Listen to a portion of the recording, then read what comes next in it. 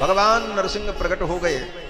भयंकर गुबार निकला, तड़तड़ तड़तड़ की ध्वनि हुई और गर्जना करते हुए भगवान नरसिंह प्रकट हो गए। यस्तंभात् गर्जमानो गगट गडगडात् बालचंद्राद्रदृष्टः व्योमाभूत्पाट्यमानः पपटपटपटस्ताड्यमानः सटाभिः द्रष्टाग्रेः काट्यमानः ककटकटकटस्तूयमानः सुरेन्द्रैः निष्कान्तो हास्ययुक्तः गह गह गहनः पातु मां नारसिंहः।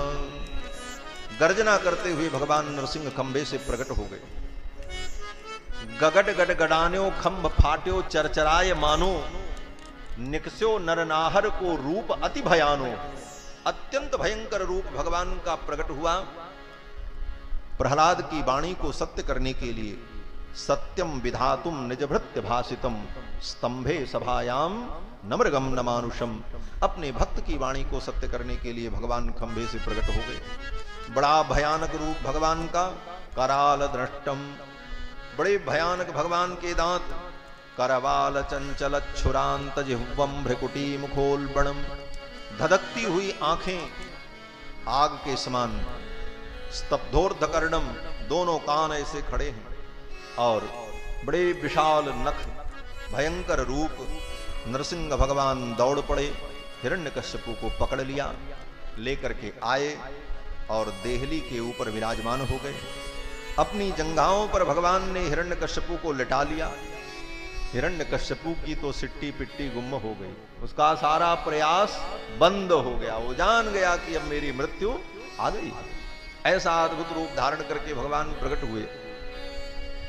हिरण्यकश्यपु को अपनी जंघाओं पर लिटाया और नीचे की दोनों भुजाओं से हिरण्यकश्यपु को जकड़ करके भगवान ने पकड़ लिया। ऊपर की दो भुजाएं खाली थीं। नरसिंह भगवान ने कहा, रे दुष्ट, तूने ब्रह्मा से वरदान मांगा था कि मेरी मृत्यु न दिन में हो न रात में हो। देख ले, इस समय न दिन है न रात है, सायंकाल की बेला है। तूने वरदान मांगा था कि मेरी मृत्यु न घर में हो न बाहर हो। तू न घर में है न बाहर है, अपने महल के द्वार पर। तूने वरदान मांगा था कि मेरी मृत्यु न जमीन में हो न आकाश में हो। तू मेरी जंघाओं पर लेटा हुआ है, ये न आकाश है न जमीन है। तूने वरदान मांगा था कि मेरी मृत्यु न मनुष्य से हो न पशु से हो। देख ले, न मैं मनुष्य हूं न पशु हूं। तूने वरदान मांगा था कि मेरी मृत्यु न अस्त्र से हो न शस्त्र से हो।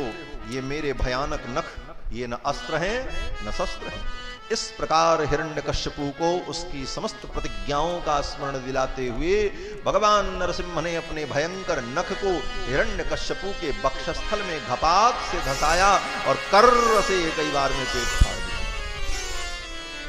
वक्षस्तस्य विदारयन् निजनखैः वात्सल्यमापादयन् आर्तत्राणपरायणस्य भगवान नारायणो मे गति। भगवान श्री नारायण ने, नरसिंह भगवान ने अपने नखों से हिरण्यकश्यपु के वक्षस्थल को विदीर्ण कर दिया। नखांकुरोत्पाटित हृत्सरोरुहम, हिरण्यकश्यपु के वक्षस्थल को भगवान ने विदीर्ण कर दिया। उसकी आंतों को निकाल करके भगवान माला के समान गले में धारण कर लेते हैं। इसीलिए भगवान का एक नाम पड़ गया आंत्रमाली। हिरण्यकश्यपु की आंतों को माला के समान भगवान ने धारण कर लिया। भगवान के इस कोप को देखकर, उग्र रूप को देखकर सभी देवता भयभीत हो गए। सब भगवान की स्तुति करने लगे कि अगर इनका क्रोध शांत नहीं हुआ तो आज प्रलय हो जाएगी। सब ने स्तुति की, ब्रह्मा ने स्तुति की, रुद्र ने, इंद्र ने, ऋषि ने, पितर ने, सिद्धों ने, विद्याधरों ने, गंधर्वों ने, सब ने स्तुति की, लेकिन भगवान का क्रोध शांत नहीं हुआ। अंत में देवताओं ने लक्ष्मी जी को भेजा। साक्षात श्री प्रेषिता देवैहि, देवताओं ने लक्ष्मी जी को भेजा, आप जाओ, आपके जाने पर इनका क्रोध शांत हो जाएगा। लक्ष्मी जी आई। भगवान के भयानक रूप को देखकर लक्ष्मी जी भी डर गए। लक्ष्मी जी ने कहा, आज तो ये मुझसे भी शांत होने वाले नहीं। अंत में देवताओं ने प्रहलाद जी को भेजा और प्रहलाद जी आए।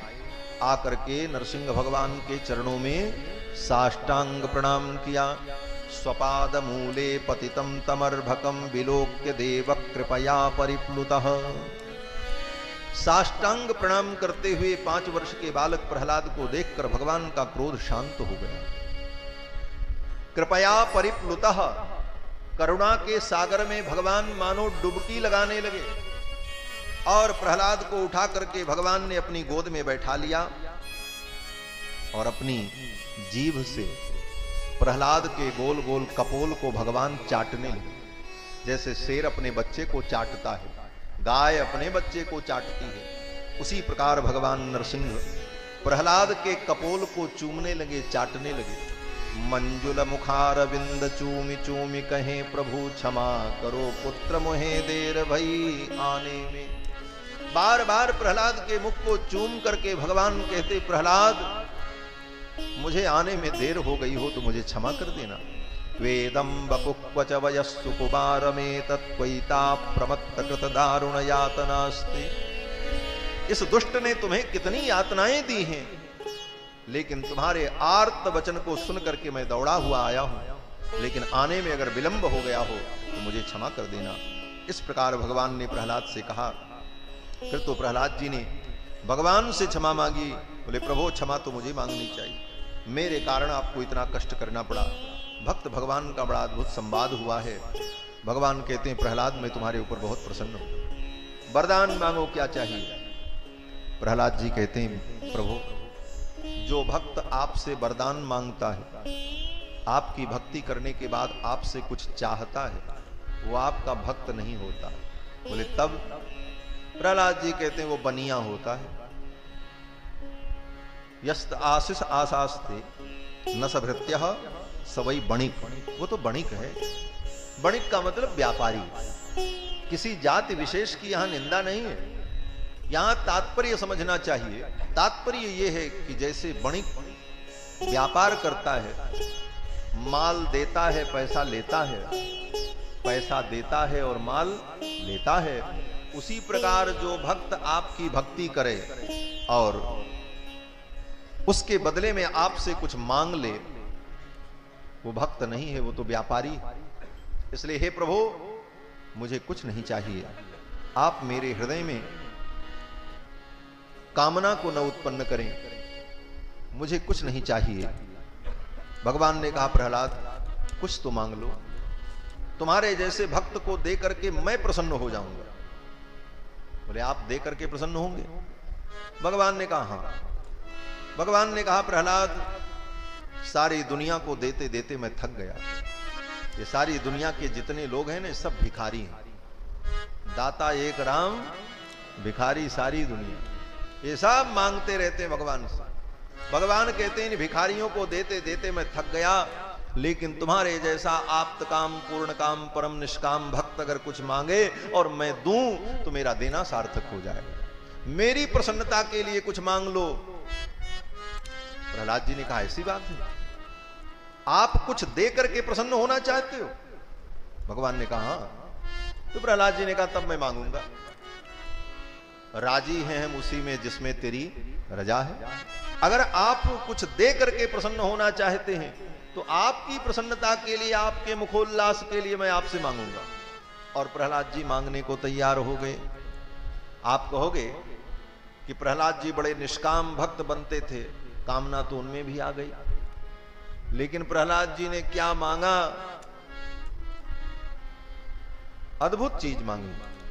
प्रहलाद जी ने भगवान से कहा प्रभु यदि आप वरदान ही देना चाहते हैं तो यही वरदान दे दीजिए कि आज के बाद कभी भी मेरे मन में कुछ मांगने की इच्छा न हो। यही वरदान, आज के बाद कभी मेरे मन में कुछ मांगने की इच्छा न हो। कामानाम हृदय समरोहम भवतस्तु वृणे परम। मेरी कामनाओं का सदा सदा के लिए अंत हो जाए।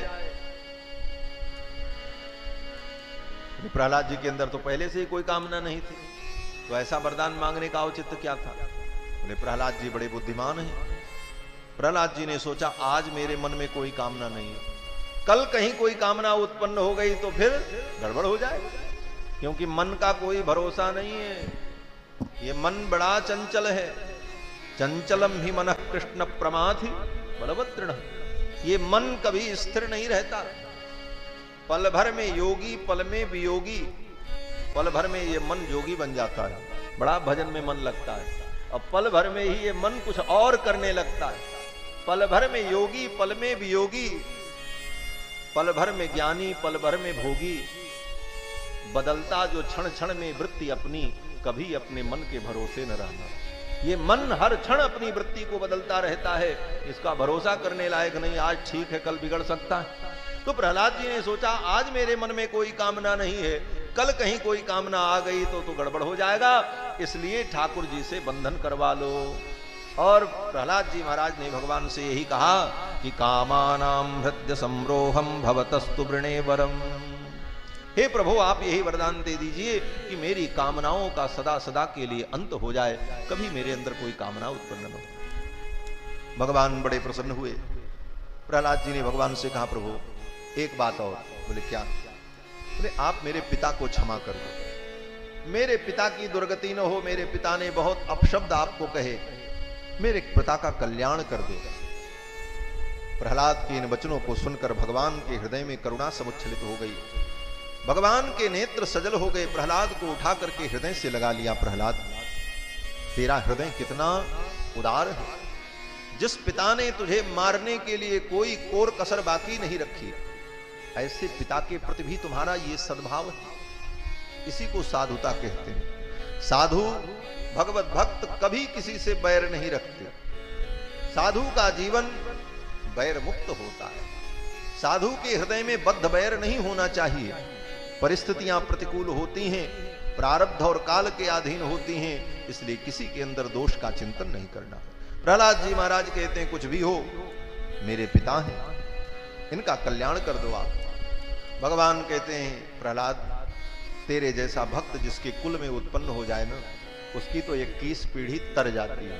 त्रिहि सप्तभि पिता पूतः पितृभिः सहते नघ, यत् साधोस्य गृहे जातो भवान वही कुल पावन। हे प्रहलाद, तुम्हारे जैसा भक्त जिसके कुल में उत्पन्न हो जाता है, उसकी तो 21 पीढ़ी तर जाती है। भगवान ने प्रहलाद को आशीर्वाद दिया। चलते चलते भगवान ने कहा प्रहलाद, आज मैं तुझे एक वचन देता हूं, एक विशेष वरदान अपने तरफ से देता हूं। बोले क्या? भगवान कहते हैं आज तो मैंने तेरे पिता को मार दिया, लेकिन आज मैं वचन देता हूं कि आज के बाद तेरे कुल में उत्पन्न होने वाले तेरे किसी संबंधी का मैं वध नहीं करूंगा।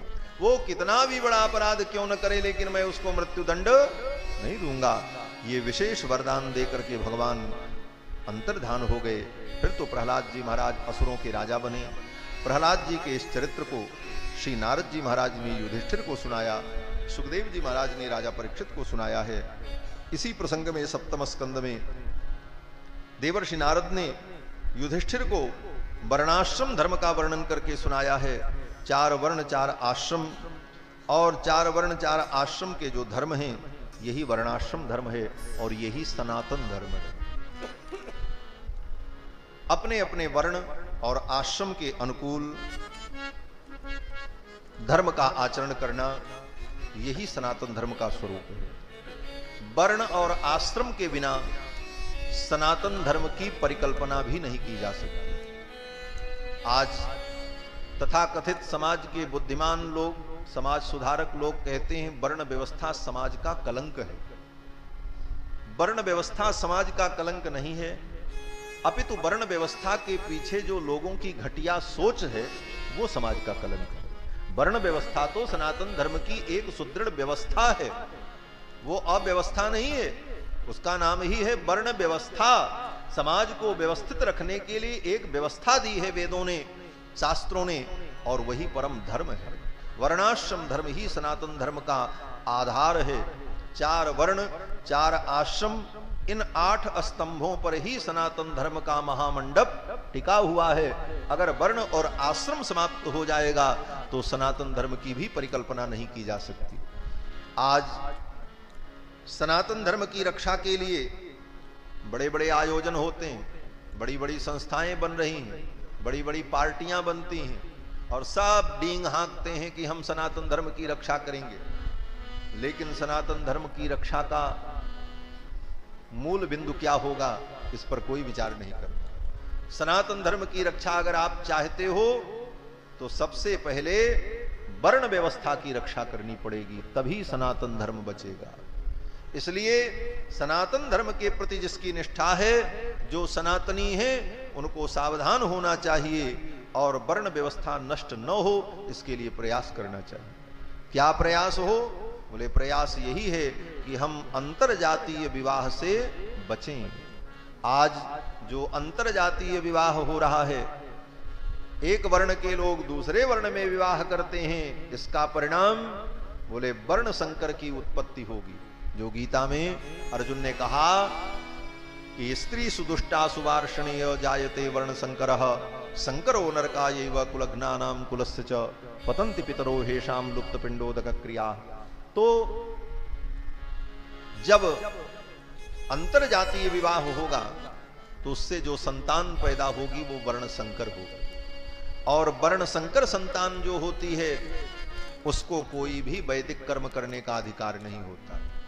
उसके द्वारा किया गया कोई भी वैदिक कर्म सफल नहीं होता। वो अपने पितरों को पिंडदान भी करे तो उसके पितर को नहीं मिलेगा। क्यों नहीं मिलेगा? बोले बाप ब्राह्मण है, मां क्षत्रिय है, और उन दोनों से उत्पन्न जो बालक है उसका वर्ण कैसे निर्धारण करोगे कि उसका कौन वर्ण है? न वो ब्राह्मण ही है न क्षत्रिय। अब वो जब कर्म करने के लिए संकल्प करेगा, सबसे पहला संकल्प ही कार्य होता है, और संकल्प में कहा जाता है कि अगर ब्राह्मण हो तो बोलो शर्मा, क्षत्रिय हो तो बोलो वर्मा। तब वो क्या बोलेगा? वर्माहम कि शर्माहम? बोले कुछ नहीं बोल सकता। ऐसी स्थिति में उसका संकल्प ही नहीं होगा, और जब संकल्प ही नहीं होगा तो कार्य कहां से हो सकता है? वो किस रूप में अपने पितर को पिंड देगा? वो सारी प्रक्रियाएं व्यर्थ हो जाएंगी। इसीलिए अर्जुन ने संदेह किया है कि स्त्री सुदुष्टा सुवार्षणीय जायते वर्ण संकरः संकरो नरकायैव कुलघ्नानां कुलस्य च पतन्ति पितरो हेषां लुप्त पिंडोदक क्रिया। इसलिए अंतरजातीय विवाह वर्ण संकरता का मूल है, और वर्ण संकरता होने पर वैदिक कर्म का अधिकार समाप्त हो जाता है। इसलिए सनातन धर्म की रक्षा तभी होगी जब वर्ण व्यवस्था की रक्षा होगी। इसलिए अपने अपने वर्ण के अनुकूल ही विवाह आदि संबंध करना चाहिए। यही शास्त्र सम्मत सिद्धांत है। बस यही एक चीज बची रहे, वर्ण व्यवस्था बची रहे, सनातन धर्म रहेगा। और वर्ण व्यवस्था समाप्त हो जाए तो बहुत बड़ी एक भीड़ खड़ी हो जाए, लेकिन उस भीड़ का भी कोई मतलब नहीं होगा। आज लोग कहते हैं कि हम हिंदू समाज का विस्तार कर रहे हैं, सब हिंदू हो, सब समान हो। बोले सब समान और एक बहुत बड़ी भीड़ एकत्रित हो जाएगी, वो मूर्खों की भीड़ सनातन धर्म की रक्षक नहीं बन पाए। इसलिए बंधुओं, सनातन धर्म का मूल वर्णाश्रम धर्म है। इसलिए वर्णाश्रम धर्म का अपनी शक्ति के अनुकूल पालन करना चाहिए।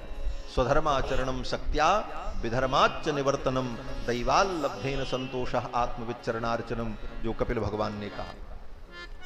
इसके बाद अष्टम स्कंद में मनवंतर का वर्णन है।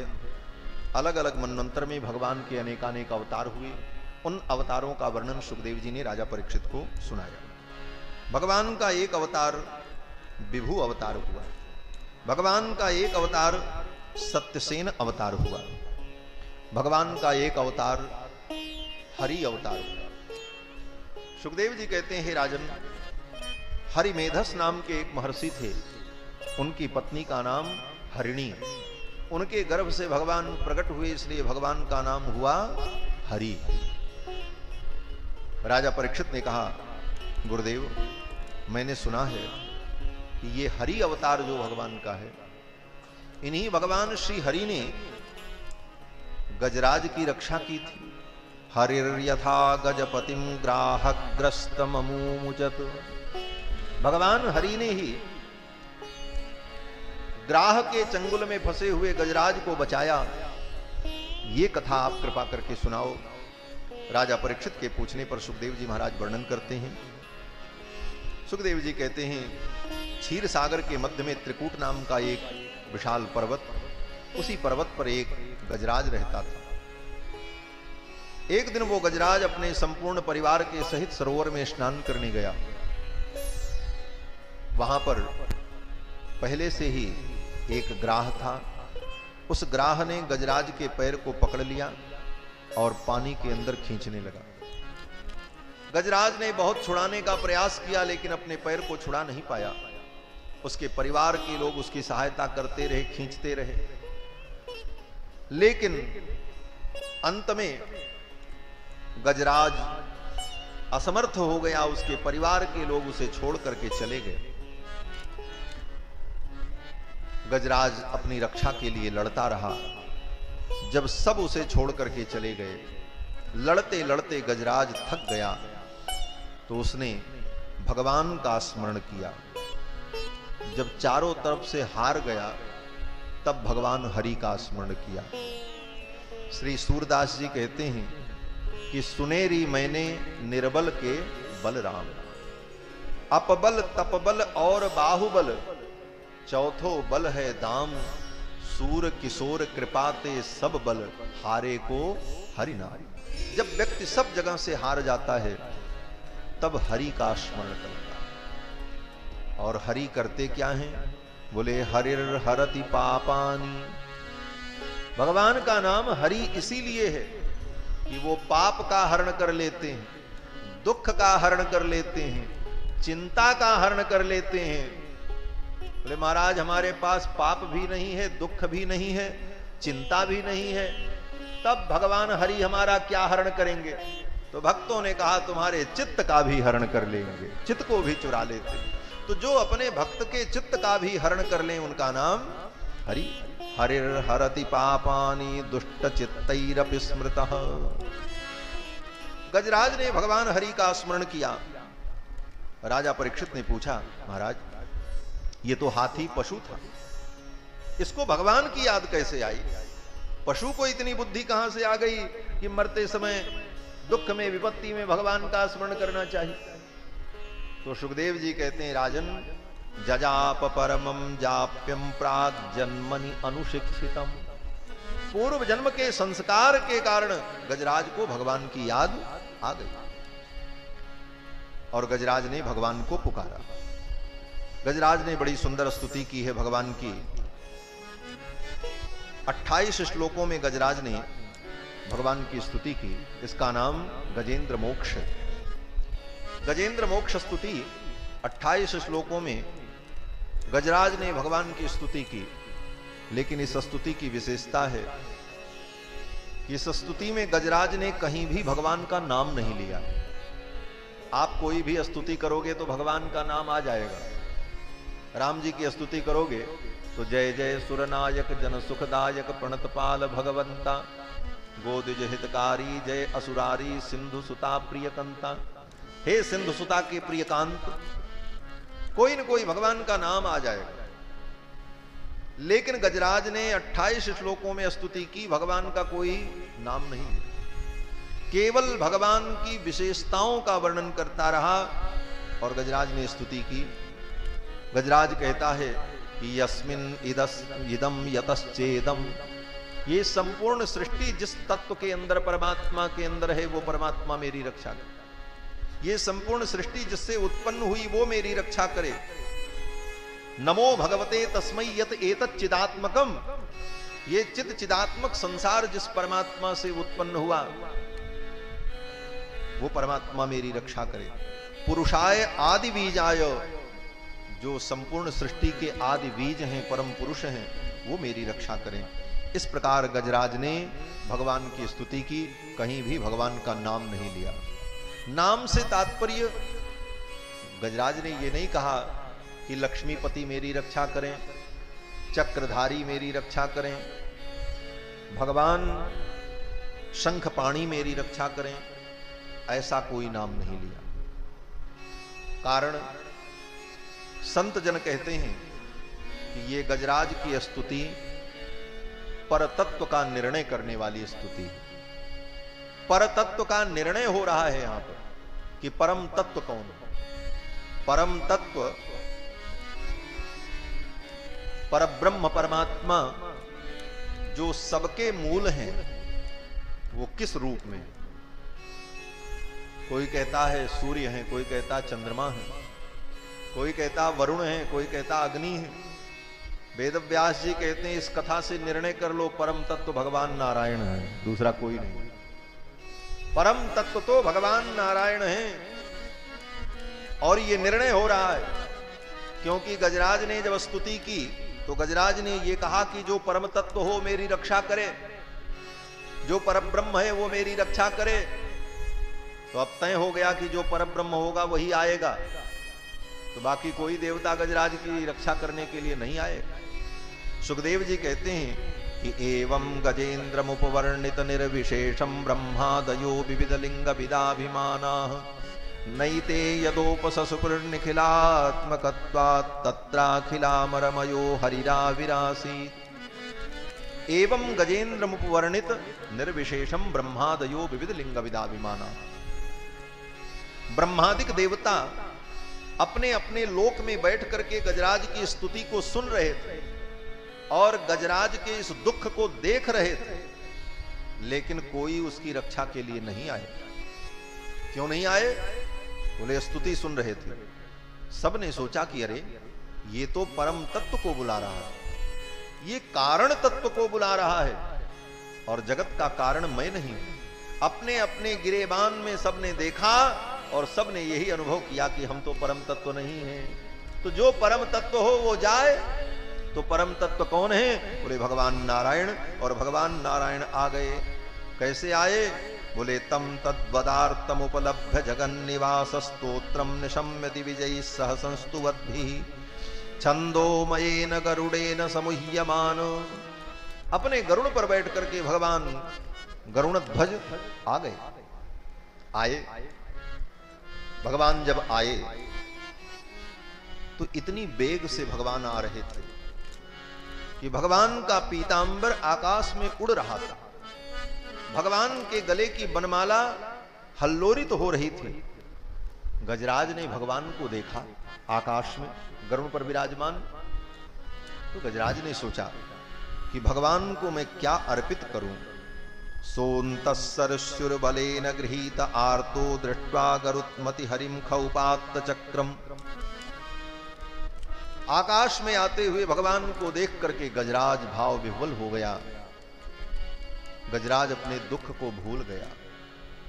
संत जन कहते हैं कि गज निरख्यो फहरान बसन की ललक लग्यो मुख कमल बिलोकन भूल गई गजग्राह ग्रसन की। गज निरख्यो फहरान बसन की, गज निरख्यो फहरान बसन की, ललक लख्यो मुख कमल बिलोकन, ललक लख्यो मुख कमल बिलोकन भूल गई गजग्राह ग्रसन की, भूल गई गजग्राह ग्रसन की।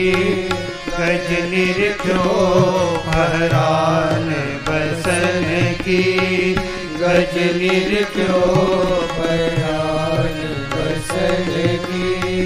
कुंडल कच फहरात बदन पर, कुंडल कच फहरात बदन पर, दामिनी सी मृदुमंद हसन की, दामिनी सी मृदुमंद हसन की। गज निरख्यो फहरान बसन की, गज निरख्यो फहरान बसन की। बनमाला झलकत और हलकत, बनमाला झलकत और हलकत, पीतांबरी कट भेंट कसन की, पीतांबरी कट भेंट कसन की। गज निरख्यो फहरान बसन की, गज निरख्यो फहरान बसन की। मन रथ पर आवत दरसावत, मन रथ पर आवत दरसावत, भूषित भुज जो सिर पर सन की, भूषित भुज जो सिर पर सन की, गज निरखो फहरान बसन की, गज निरखो फहरान बसन की। सो छवि बरन सके कवि के ही विधि, सो छवि बरन सके कवि के ही विधि। पहुँचत नहीं बुद्धि सहज रसन की, पहुँचत नहीं बुद्धि सहज रसन की। गज निरखो फहरान बसन की, गज निरखो फहरान बसन की। कमल उखाड़ उठाई सूंड सो, कमल उखाड़ उठाई सूंड सो, कमल उखाड़ उठाई सूंड सो, कमल उखाड़ उठाई सूंड सो। भेंट कियो जिमि भाव हसन की, भेंट कियो जिमि भाव हसन की। गज निरखो फहरान बसन की, गज निरखो फहरान बसन की। प्रेम सखी गज छीन ग्राह सो, प्रेम सखी गज छीन ग्राह सो, प्रेम सखी गज छीन ग्राह सो, प्रेम सखी गज छीन ग्राह सो, प्रेम सखी गज छीन ग्राह सो। तह पठयो जहाँ डर न बसन की, तह पठयो डर न बसन की। गज निरखो फहरान बसन की, गज निरखो फहरान बसन, फहरान बसन की, फहरान बसन की। गज निरख्यो फहरान बसन की, ललक लगयो मुख कमल बिलोकन, भूल गई गजग्राह ग्रसन की। गजराज भूल गया कि मुझे ग्राह ने पकड़ रखा है। भगवान के मंजुल मुखारविंद का दर्शन करने लगा। गजराज ने सोचा मैं प्रभु को क्या अर्पित करूं।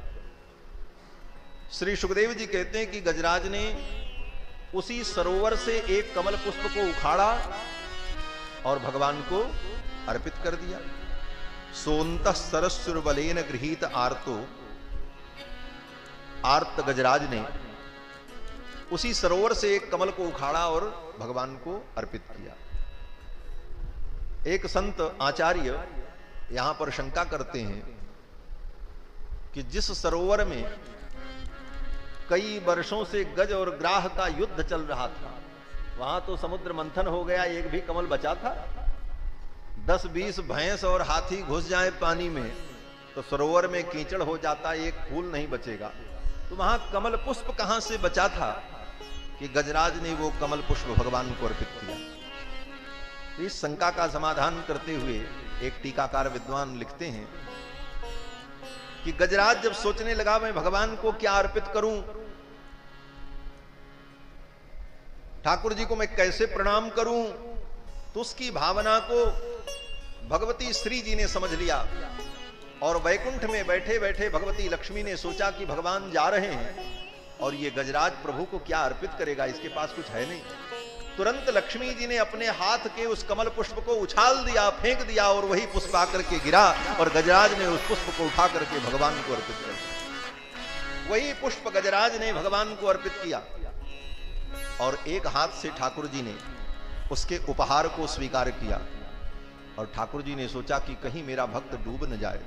तम वीक्ष पीड़ितम अजस सहसावतीर्य, गजराज की पीड़ा को देखकर भगवान अपने गरुड़ से कूद पड़े। सहसावतीर्य, जैसे कोई विमान, गरुड़ क्या है, भगवान का विमान ही तो है। जैसे कोई विमान लैंडिंग करने लग जाए और जब तक वो जमीन पर उतरे उसके पहले ही कोई गेट खोल करके कूद जाए, उसी प्रकार मानो भगवान गरुण से कूद पड़े कि कहीं मेरा भक्त डूब न जाए। उच्छिप्य साम्बुज करक गिरिबाह कृच्छान नारायणाखिल गुरु भगवन नमस्ते। गजराज ने प्रणाम करते हुए भगवान को कमल पुष्प अर्पित किया। तम वीक्ष पीड़ितमज सहसावतीर्य सग्राहमासु सरस कृपयोज्जहार। गजराज की सूंड को भगवान ने पकड़ा और ग्राह के सहित गजराज को बाहर निकाल लिया और इसके बाद अपने चक्र के द्वारा ग्राह के मस्तक को भगवान ने काट दिया। चक्रेण नक्र बदनम विनिपाट्य, चक्र के द्वारा नक्र के गले को भगवान ने काट दिया और गजराज को भगवान अपने साथ लेकर के वैकुंठ चले गए। भगवान ने गजराज को परम गति प्रदान की। यहां पर सुखदेव जी महाराज एक बड़ा मधुर व्यंग कर रहे हैं। किसके ऊपर व्यंग कर रहे हैं? बोले अन्य देवताओं के ऊपर। संपश्यताम हरिर्मुमुच दुस्त्रियाण। संपश्यताम, ये व्यंग है सुखदेव जी का। सुखदेव जी कहते हैं इन देवताओं के देखते देखते इंद्रादिक देवता देख रहे थे और भगवान कब आए, चट्ट से आए, पट्ट से कूदे और खट्ट से गजराज को पकड़ा और फट्ट से बाहर निकाला और कट्ट से काट दिया उसको और लेकर के वैकुंठ चले गए। देवता देखते ही रह गए।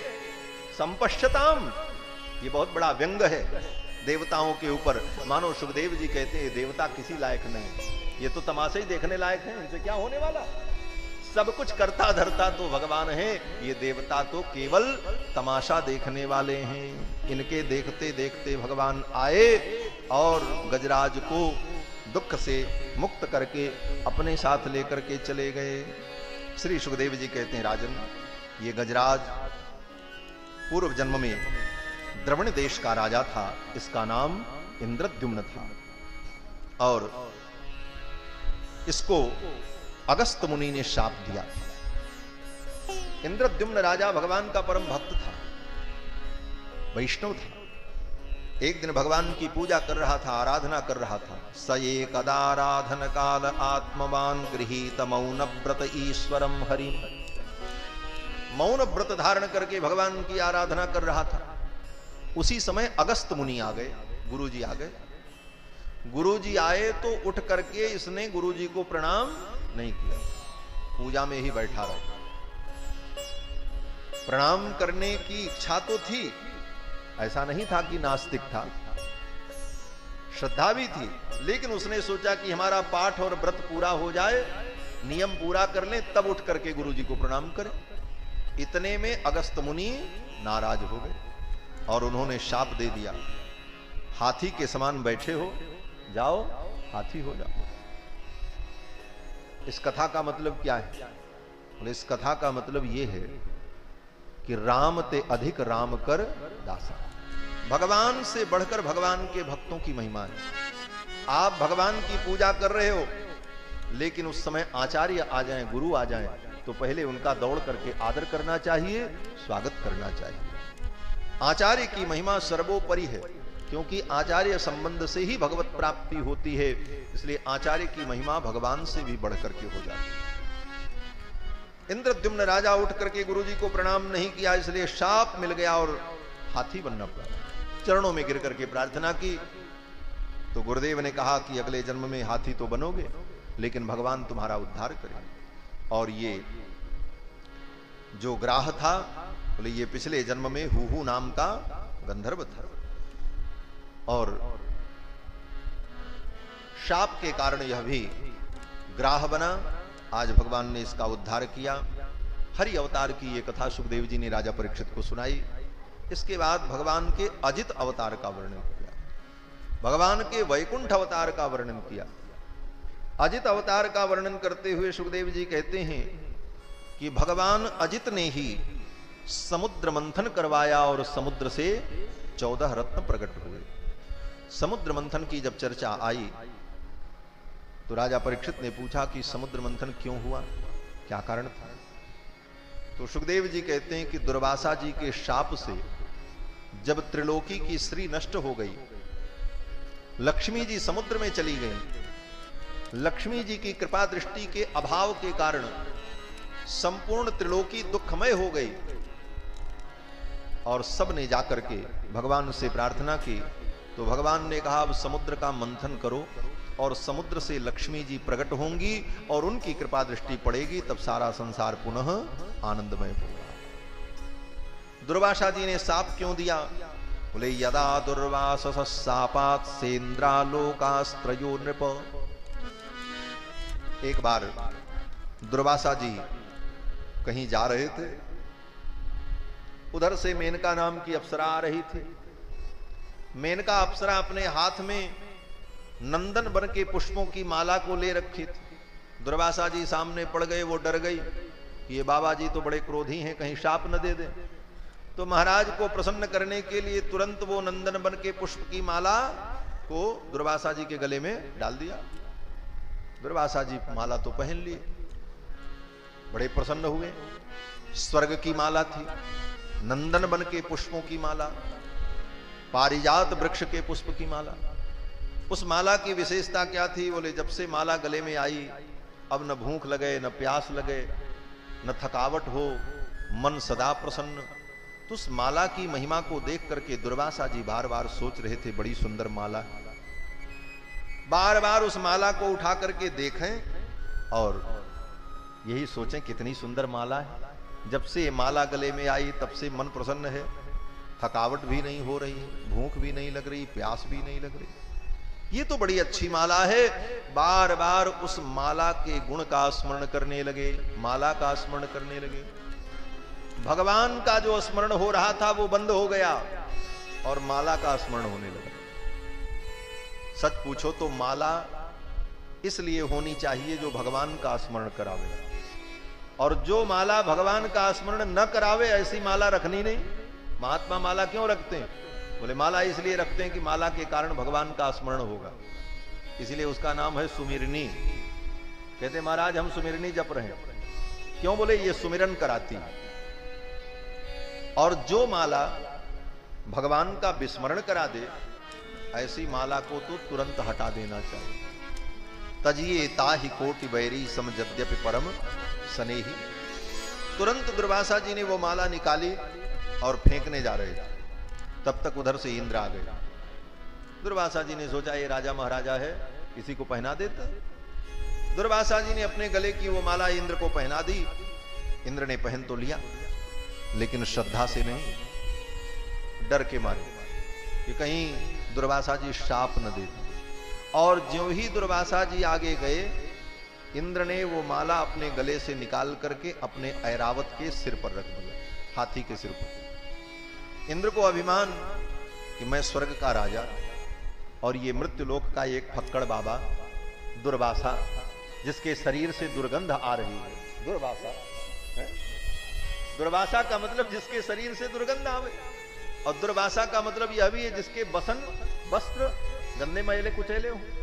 और दुर्वासा का यह भी एक अर्थ है जो दूर्वा का भक्षण करता हो, दुर्वाम अशति भक्षत। तीनों अर्थ है।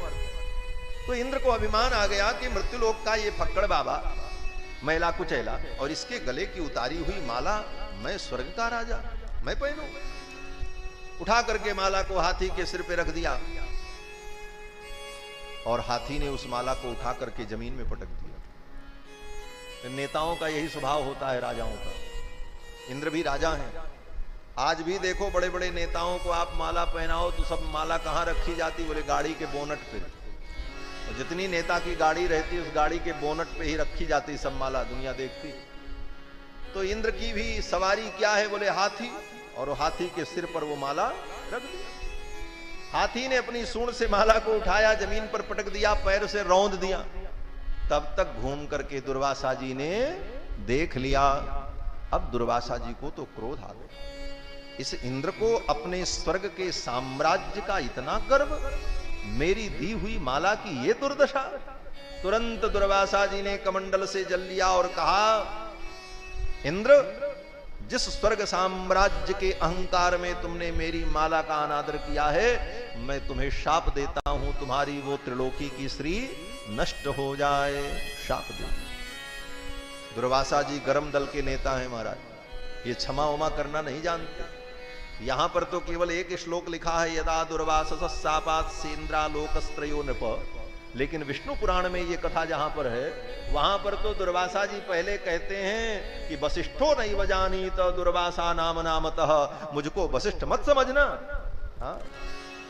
दुर्वासा जी कहते हैं, ना हम दयालु हृदयो नमाम भजते क्षमा, मैं दयालु हृदय नहीं हूं, मुझको क्षमा अच्छी नहीं लगती। क्षमा किस चिड़िया का नाम है ये मुझे नहीं पता है।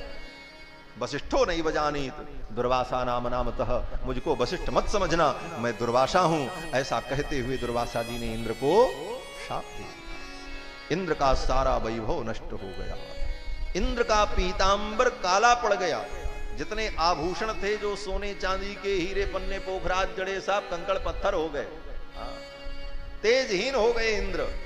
संपूर्ण त्रिलोकी का वैभव गायब हो गया, सब दुखी हो गए और सब रोते चिल्लाते सारे देवता भगवान के पास पहुंचे। और यहां भगवान के यहां क्या हुआ? बोले भगवान के पास भी लक्ष्मी जी ने भगवान से कहा, जब दुर्वासा जी का शाप हो गया तो लक्ष्मी जी ने सोचा कि अब मुझे भी जाना चाहिए, क्योंकि जब तक मैं रहूंगी तब तक दुर्वासा जी का शाप सफल नहीं होगा। तो दुर्वासा जी के शाप को सत्य करने के लिए लक्ष्मी जी ने भी भगवान के चरण को धीरे से उठा करके शेष पर्यंक पर रखा और प्रणाम किया और चल पड़ी। भगवान ने कहा, देवी कहां जा रही हो? तो लक्ष्मी जी ने सोचा अब इनको क्या बहाना बताओ, किस बहाने जाएं, कोई बहाना होना चाहिए। तो जिसको जाना होता है वो बहाना ढूंढ लेता है। तो लक्ष्मी जी ने भी बहाना बता दिया। बोले क्या बताया? लक्ष्मी जी ने भगवान से कहा कि गच्छामि देव देवेश त्यक्त्वा त्वाम जगदीश्वर। हे जगदीश्वर, मैं आपको छोड़ करके अब जा रही हूं। बोले क्यों जा रही हो? मैंने क्या गलती की? तो लक्ष्मी जी ने कहा कि ताडितोषि जगन्नाथ ऋषीणाम त्वम जगन्मय। हे जगन्मय, हे परमात्मन, आप ऋषियों के द्वारा ताडित हुए हैं। दुर्वासा जी तो भृगु जी को देखो, भृगु जी आए और आकर के आपके छाती पर लात मार करके चले गए। एक ब्राह्मण ने आपको लात मारी, आपको तो बुरा नहीं लगा, लेकिन मैं तो कहीं मुंह दिखाने लायक नहीं रही। बोले क्यों? बोले जहां जाती हूं ब्रह्माणी कहती हैं, रुद्राणी कहती हैं तुम्हारे पति लतखोर हैं। तुम्हारे पति को कोई आवे लात मार करके चला जाए।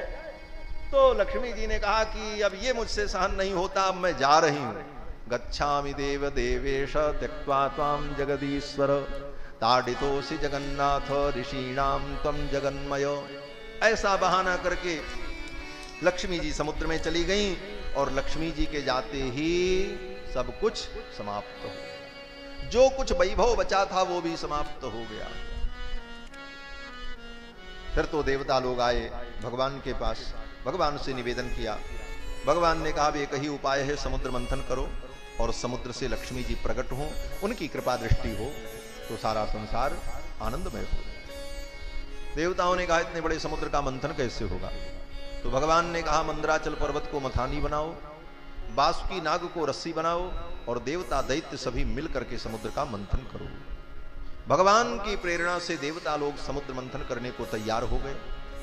दैत्यों से मित्रता की, मंदराचल पर्वत की मथानी बनाई, बासुकी नाग को रस्सी बनाई और समुद्र मंथन की घोषणा हो गई। ये समुद्र मंथन अमृत के लिए नहीं हुआ, लक्ष्मी जी के लिए समुद्र मंथन हुआ। इसीलिए हमारे आचार्य कहते हैं कि नाथो ममंथ बबंधतम, नाथो ममंथ बबंधतम। समुद्र का भगवान ने मंथन कराया और बानरों के द्वारा भगवान ने समुद्र का बंधन कराया। ये दोनों कार्य क्यों हुआ? बोले लक्ष्मी के लिए। समुद्र मंथन किसके लिए हुआ? लक्ष्मी जी के लिए। और रामावतार में भगवान श्री राम ने समुद्र पर पुल बांधा किसके लिए? सीता जी के लिए। इसीलिए हमारे आचार्य कहते हैं नाथो ममंथ बबंधतम हर धनु रसौ बल्ली भंजम बभंज च मैथिली अपि दशमुखीम लोत्वा रक्षक कबंधमनर्तयत किमिव नतो पति करता तुच्चाटु चुंच मनोरथ।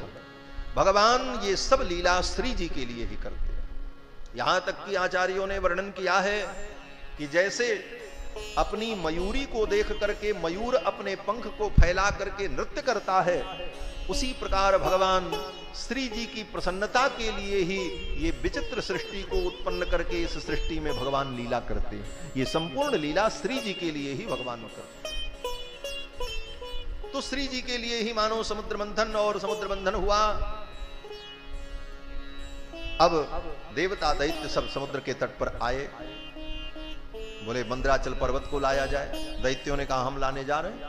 दैत्य लोग मंदराचल पर्वत लेने गए, उठा लिया, उखाड़ करके लेकर के आ रहे थे, बड़े उत्साहित थे। लेकिन रास्ते में आते आते अति उत्साह के कारण मंदराचल पर्वत हाथ से छूट गया, डिसबैलेंस हो गया। और परिणाम बोले मंदराचल पर्वत जब गिरा तो हजारों दैत्य उसी के नीचे दब करके मर गए। दैत्यों ने कहा अब समुद्र मंथन नहीं होगा। बोले क्यों? बोले जिस कार्य के प्रारंभ में ही इतना बड़ा विघ्न हो गया, इतना बड़ा हादसा हो गया, अब ये काम नहीं होगा। सब हाथ पे हाथ रख करके बैठ गए। देवता भी शांत हो गए। भगवान ने देखा इनका तो कुछ बिगड़ेगा नहीं, हमारी लक्ष्मी जी कैसे आएंगे। चिंता तो भगवान को अपनी थी, अपने लक्ष्मी की चिंता। भगवान आए, बोले ठीक है हम ले चलते हैं। भगवान ने अपनी कृपा दृष्टि से उन मरे हुए असुरों को पुनः जीवित कर दिया। ईक्षया जीवयामासो निर्जरान निर्व्रणान यथा। उन असुरों को भगवान ने अपनी कृपा दृष्टि से जीवित कर दिया जो मंदराचल के नीचे दब करके मर गए थे। और मंदराचल पर्वत को भगवान ने अपने बाएं हाथ से उठा करके अपने गरुड़ के ऊपर रख लिया। गिरिम चारोप्य गरुणे हस्ते नैकेन लीलया। लीला पूर्वक भगवान ने मंदराचल पर्वत को गरुड़ के ऊपर रखा और लेकर के चल पड़े। बोले महाराज गरुड़ पर क्यों रखा? गिरिम चारोप्य गरुणे। बोले भगवान बड़े भक्त वत्सल हैं, अपने भक्तों की महिमा को प्रकट करते हैं। भगवान चाहते तो मंदराचल पर्वत को अपने हाथ से उठा के समुद्र के किनारे ऐसे रख देते, लेकिन मंदराचल को भगवान ने उठा करके गरुड़ के पीठ पर रखा और तब लेकर के आए। इस लीला के माध्यम से गरुड़ के वैभव को भगवान प्रकट कर रहे हैं। निखिल वेद नीडाधिरूढ़म, निखिल वेद नीडाधिरूढ़म। वेद ही जिनका नीड है। नीड माने घोंसला। चिड़िया कहां रहती है? घोंसले में रहती है। गरुड़ जी महाराज पक्षीराज हैं और इनका घोंसला क्या है, इनका नीड क्या है? बोले वेद। निखिल वेद नीडाधिरूढ़म गरुड़ जी का ये विशेषण है। तो गरुड़ की महिमा को प्रकट करने के लिए भगवान लीला करते हैं। भगवान दिखा रहे हैं संसार के प्राणियों, देखो मेरा भक्त गरुड़, मेरे वाहन गरुड़ कितने समर्थ हैं। मेरा तो बोझ ढोते ही ढोते हैं, इतने बड़े पर्वत का भी बोझ ढो रहे हैं। पर्वत को लेकर के भगवान गरुड़ के पीठ पर बैठ गए। गिरिम चारोप्य गरुणे हस्ते कनैकेन लीलया। और गरुड़ को पर्वत को ला करके समुद्र के तट पर उतार दिया। अब देवता दैत्यों ने मिलकर के मंदराचल पर्वत को ढकेल करके समुद्र के अंदर उतार दिया। वो मंदराचल पर्वत सर सर सर सर नीचे जाने लगा समुद्र में, क्षीर सागर में। सब चिल्लाए अरे पकड़ो, रोको रोको, डूबता जा रहा है नीचे। मंदराचल डूब जाए तो मंथन कैसे होगा? मथानी जिससे दही मथा जाता है, वो मथानी अगर भीतर नीचे जाकर के सट जाए तब भी दही मंथन नहीं होगा, और एकदम ऊपर रहे तब भी नहीं होगा। वो तो बीच में रहे तब मंथन होता है। तो अब बीच में वो कैसे रुके? तो किसी की बुद्धि काम नहीं कर रही थी। तो सर्वोपाय विधीश्वर, समस्त उपाय को जानने वाले भगवान ने अद्भुत लीला की। भगवान ने कच्छपावतार धारण कर लिया। बोलो श्री कूर्म नारायण भगवान की। कृत्वा बपुक्काच्छपमद्भुतम मह प्रविश्चतोयम गिरिमुज्जहार। विशाल कच्छप का रूप धारण करके भगवान समुद्र के अंदर प्रकट हो गए और नीचे जाकर के मंदराचल पर्वत को अपनी पीठ पर उठाया और लेकर के धीरे धीरे ऊपर तैरते हुए आ गए। मंदराचल पर्वत का शिखर जब दिखाई पड़ने लगा स्वर्णमय, देवता दैत्य अरे पर्वत ऊपर आ रहा, ऊपर आ रहा। नारद जी ने कहा बेवकूफ हो, कैसे ऊपर आ रहा तुमको पता है? भगवान लेकर के आ रहे हैं। फिर तो देवताओं ने सबने भगवान को प्रणाम किया। कूर्म नारायण भगवान की पीठ पर वो मंदराचल पर्वत देवता दैत्यों ने वासुकी नाग को लपेटा और मंथन प्रारंभ हुआ। जब मंथन प्रारंभ हुआ तो 10,000 योजन विस्तीर्ण मंदराचल पर्वत कूर्म नारायण भगवान की पीठ पर जब घर घर घूमने लगा तो सुखदेव जी कहते हैं कि मेनेंग कंडूयनम अप्रमेय। वो पर्वत जब भगवान के पीठ पर घूमने लगा तो कूर्म नारायण भगवान को लग रहा था कि जैसे कोई मेरी पीठ में धीरे धीरे खुजली कर रहा हो। जैसे किसी को नींद न आवे तो उसकी पीठ को, सिर को ऐसे ऐसे धीरे धीरे सहलाने लग जाओ तो उसको मजा आने लगता है और उसको बढ़िया नींद आ जाती है, खर्राटे लेने लगता है। उसी प्रकार वो मंदराचल पर्वत भगवान की पीठ पर जब घूमने लगा, बिभ्रत तदा वर्तनमादि कच्छपो मेनेंग कंडूयन अप्रमेयः, और भगवान कूर्म नारायण को बढ़िया नींद आ गई।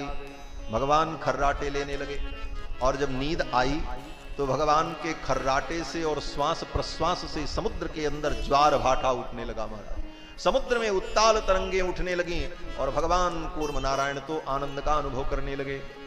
देवता दैत्य मथते मथते थक गए, कुछ नहीं निकला, दोनों हार करके बैठ गए। तब भगवान ने कहा तुम लोग थोड़ा आराम करो, हम करते हैं। भगवान नारायण आए, भगवान अजित, और भगवान अजित ने अपना पीतांबर अपने कमर में लपेटा, एक हाथ से वासुकी नाग के मुख को पकड़ा, एक हाथ से वासुकी की पूंछ को, स्वयं भगवान मंथन करने लगे। मेघश्याम कनक परिधिक कर्ण विद्योत विद्युन मूर्धनि भ्राजत विलुलित कच श्रद्धरो रक्त नेत्र। बड़ी सुंदर झांकी का वर्णन किया है महाराज। इन स्वरूपों का चिंतन करना चाहिए। कल्पना करो दूध का समुद्र है महाराज,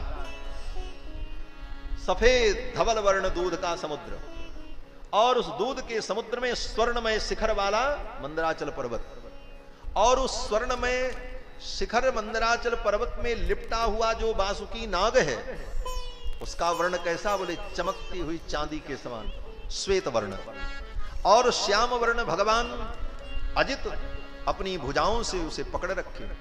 भगवान का दिव्य श्री मंगल विग्रह, भगवान के गले की बरमाला, कानों के कुंडल, जब भगवान मंथन करने लगे, मेघश्याम कनक परिधिक कर्ण विद्योत विद्युत, जब भगवान का मुखमंडल हिलता तो कान के कुंडल हिलते, कान के कुंडल में जड़ी हुई मणियां जब चमकती तो लगता जैसे आकाश में बिजली चमक रही है महाराज। ऐसी अद्भुत छटा हो रही थी। कर्ण विद्योत विद्युत मूर्धनि भ्राजत विलुलित कचः। समुद्र मंथन करते समय भगवान के बाल कभी लपट करके इधर आ जाते तो भगवान उसको ऐसे इधर करते, इस प्रकार जैसे बड़े बड़े बाल होते हैं। लोग तो स्टाइल में करते हैं लेकिन भगवान सहज करते हैं। आजकल तो लोग स्टाइल में करते हैं ना, लेकिन भगवान की झांकी देखो। समुद्र मंथन करते समय भगवान का कच, गभुआरी, अलकावली जब मुख पर आ जाती तो भगवान ऐसे उसको हटाते और उसके बाद फिर मंथन करते। गले की जो माला है, श्रद्धरो रक्त नेत्र, गले की माला हल्लोरित होती है। भगवान के सुंदर नेत्र और अंग अंग के आभूषण चमक रहे हैं। समुद्र मंथन के कारण जो भगवान के मुख पर श्वेत बिंदु प्रकट हो रहा है वह हीरे की मणि के समान, हीरक रत्न के समान शोभा को प्राप्त हो रहा है।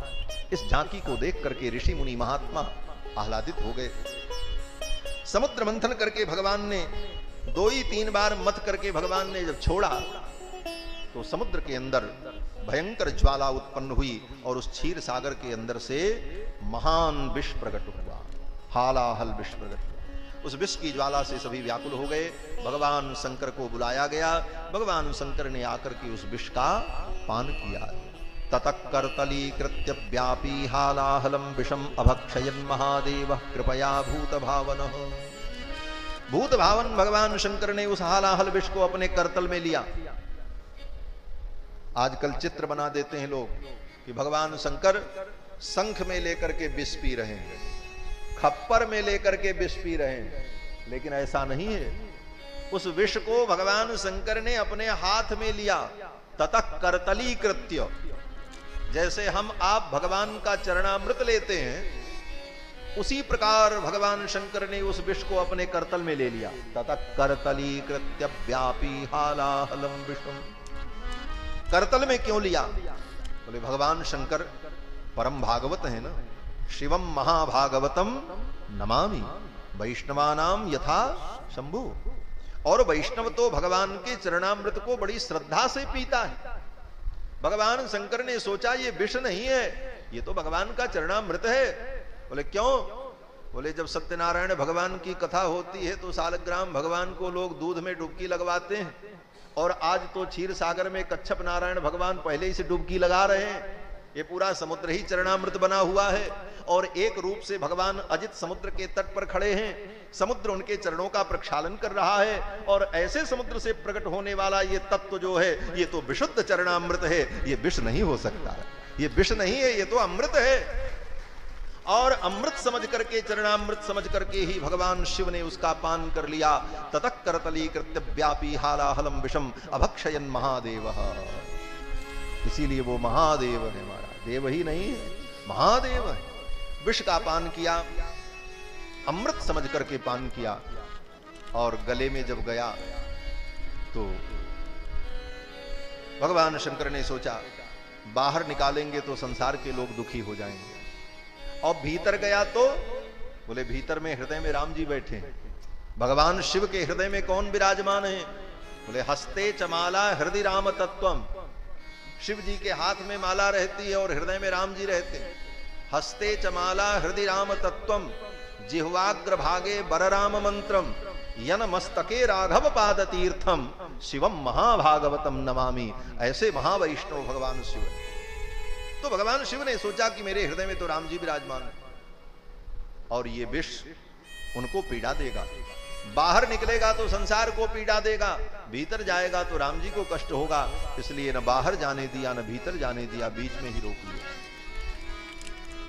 और इसीलिए भगवान का नाम नीलकंठ पड़ा। शिव नीलकंठ कहलाए। इसके बाद समुद्र मंथन से अनेक रत्न प्रकट हुए हैं। समुद्र मंथन से कामधेनु प्रकट हुई, वो ऋषियों को दे दी गई। समुद्र मंथन से उच्चैःश्रवा नाम का घोड़ा प्रकट हुआ, वो राजा बलि को दिया गया। ऐरावत प्रकट हुआ, वो इंद्र को मिला। महाराज कौस्तुभ मणि प्रकट हुई। कौस्तुभ मणि को देख करके सभी ललचा गए। देवता सोचने लगे मुझे मिल जाए, दैत्य सोचने लगे मुझे मिल जाए, लेकिन कौस्तुभ मणि को कोई धारण नहीं कर सकता। भगवान ने कहा ठीक है, जो उठाओ सो ले लो। सब गए उठाने के लिए, न देवता से वो मणि उठी न दैत्यों से उठी। और भगवान जब गए तो मणि स्वयं उठ करके आकर के भगवान के वक्षस्थल पर विराजमान। कौस्तुभ मणि की विशेषता है कि कौस्तुभ मणि जिसके गले में होगी वही परब्रह्म परमात्मा।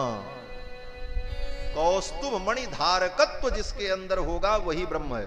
ये ब्रह्म की एक परिभाषा है, ब्रह्म का एक लक्षण है कौस्तुभ मणि धारकत्व। ऐसे और भी परिभाषाएं हैं जो हमारे वैष्णवाचार्य ने बताई।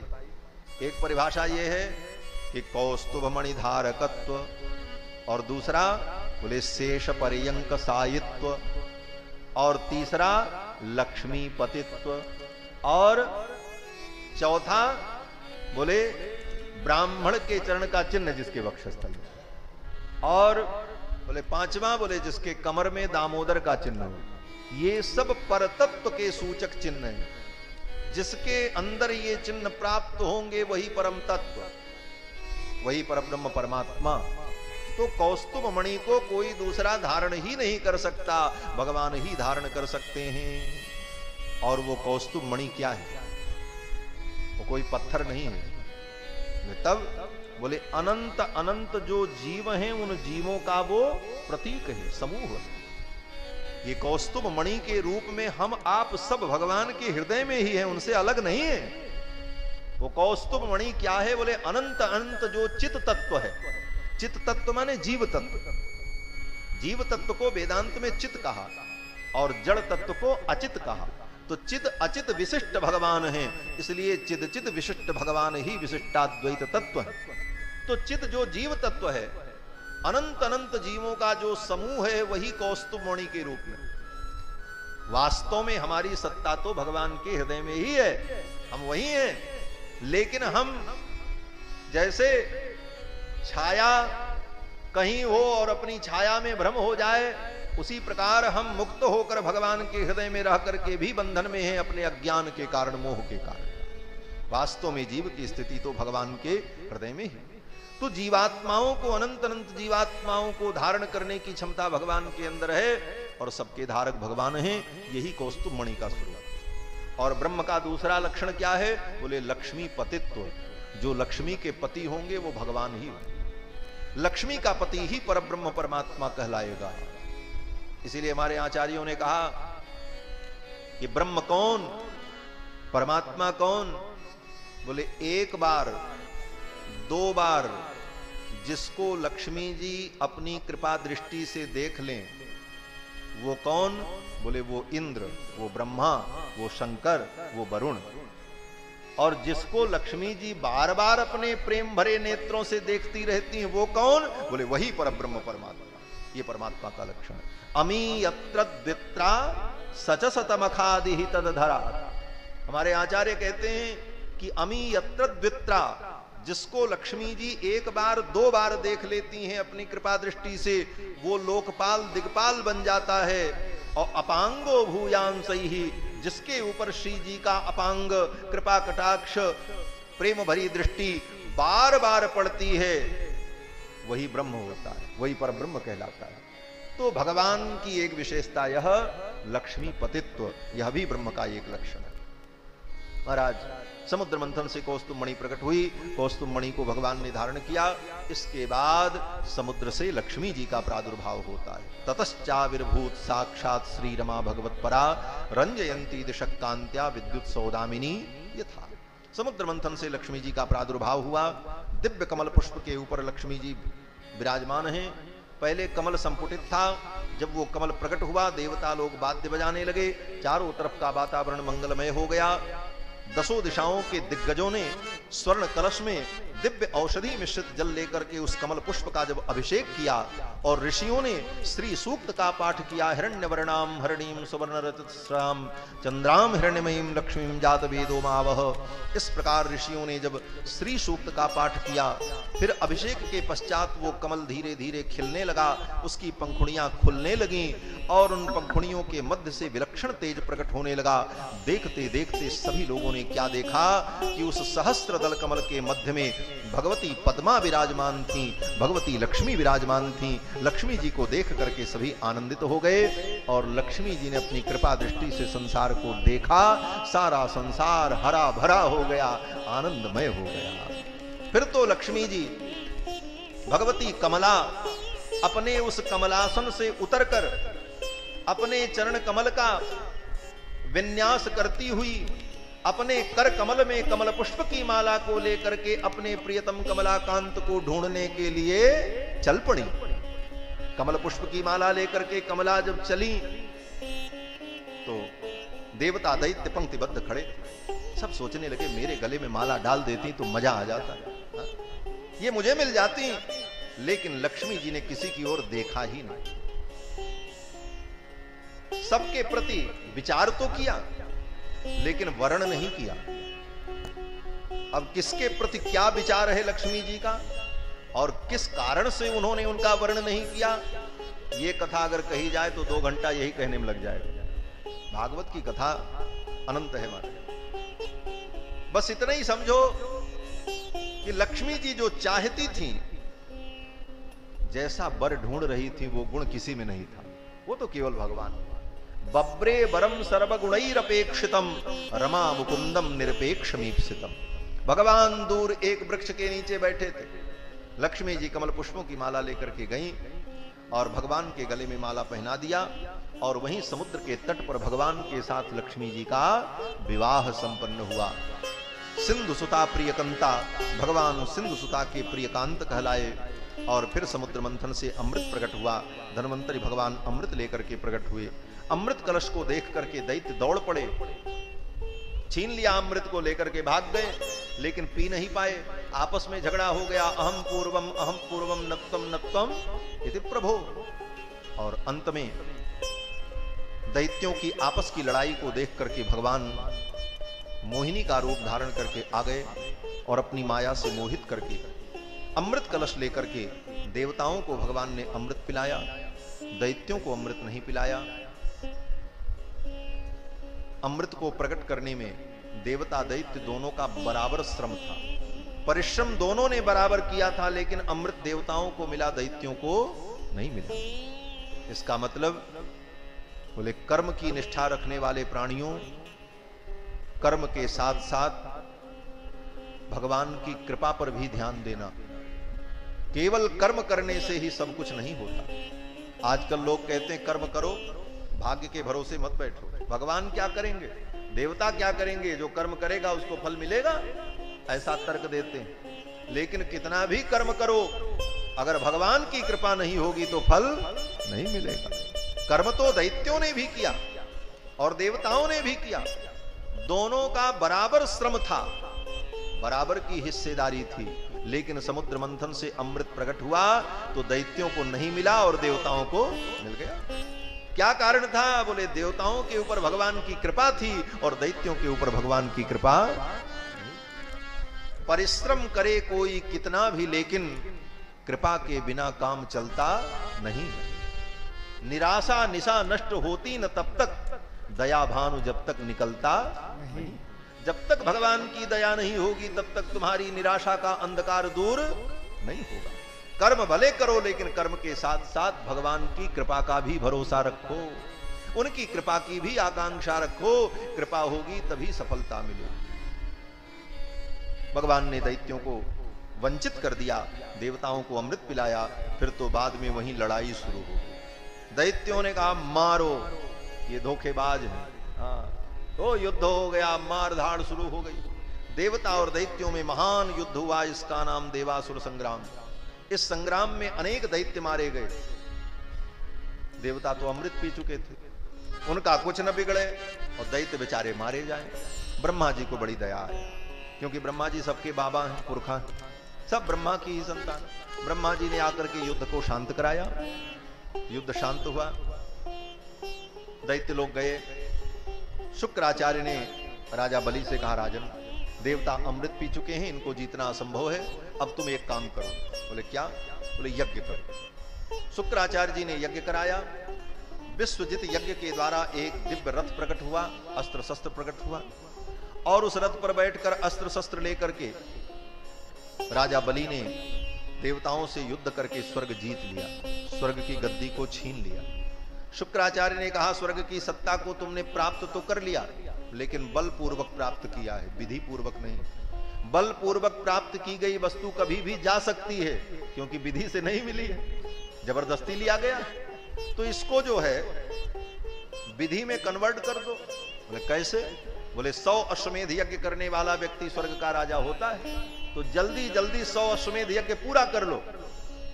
जैसे किसी जमीन पर कब्जा मिल जाए लेकिन कागज न मिले, दाखिल खारिज न हो, तो काम पक्का नहीं है, कच्चा है।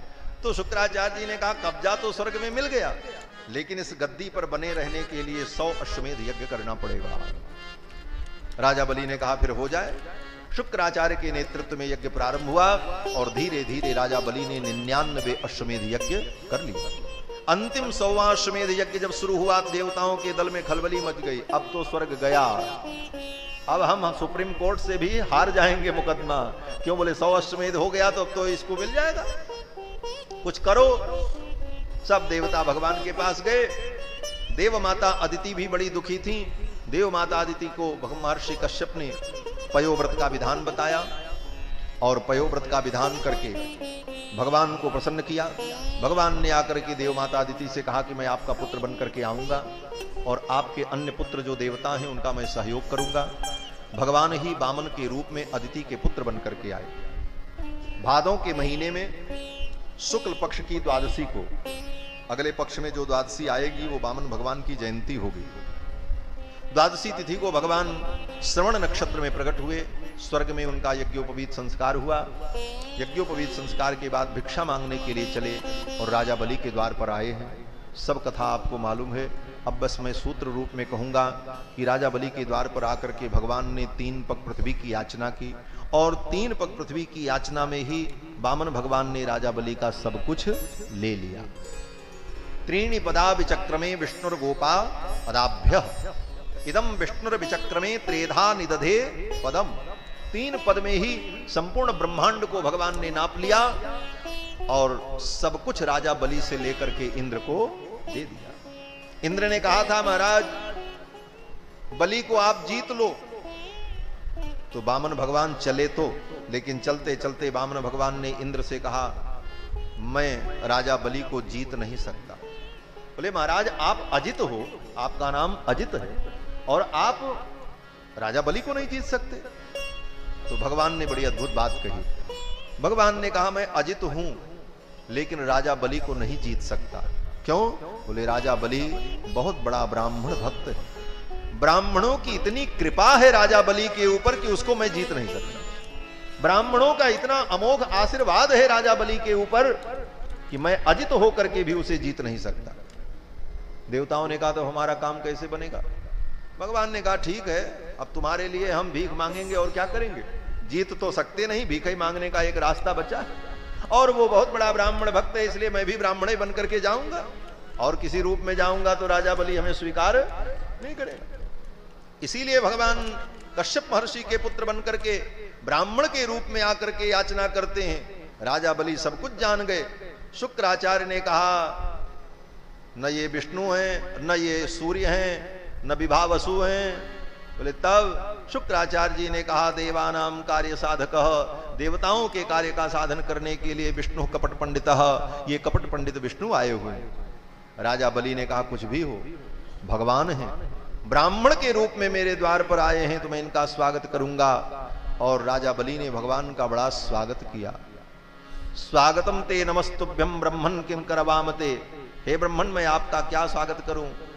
अद्यमः अद्यनः पितरस्तृप्ता अद्यन पावितम कुलम, आज मेरे पितर धन्य हो गए, आज मेरा कुल पवित्र हो गया, आज मेरा यज्ञ पूर्ण हो गया, आप मेरे द्वार पर आए।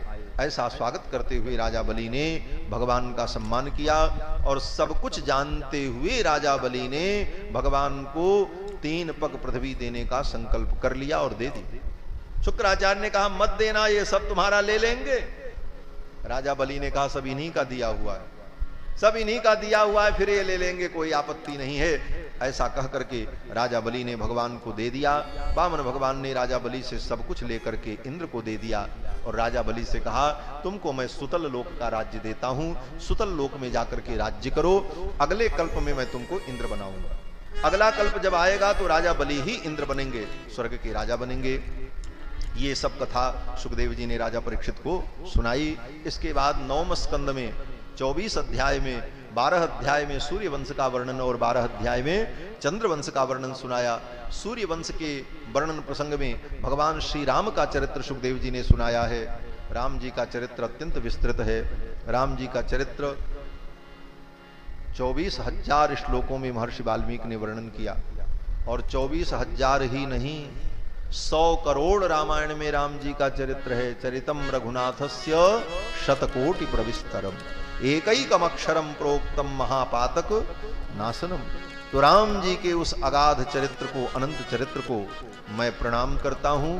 और राम जी को प्रणाम करके हम आगे बढ़ते हैं। बीच बीच में राम जी का चरित्र कहीं कहीं आता रहेगा, बीच बीच में राम जी का चरित्र हम लोग चिंतन करते रहेंगे, लेकिन क्रमबद्ध राम जी का चरित्र जन्म से लेकर के राज्याभिषेक पर्यंत कहने का समय भागवत की कथा में तो नहीं हो पाता।